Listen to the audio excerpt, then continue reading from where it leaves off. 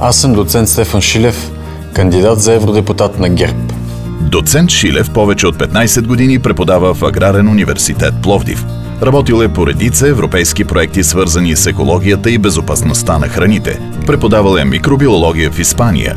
Защитава дисертацията си в университета в Кордова. Като директор на екология и управление на отпадъците в община Пловдив е осигурил множество европейски проекти в сферата. Като преподавател съм учил своите студенти да уважават природата и да се грижат за нея. Винаги съм бил честен и открит в работата си. Осъзнавам отговорността си към хората в община Пловдив и се стремя да съдействам за осигуряване на по-добра среда за живеене. Като евродепутат ще работя за осигуряване на достатъчно европейска подкрепа за българската природа. Ще се боря за справедливо и достойно оценяване на труда на българските изследователи. Гласувайте за ГЕРБ, защото само ние постигаме реални резултати за хората в държавата. България заслужава повече и няма време за губене. ГЕРБ, номер 18 в бюлетината.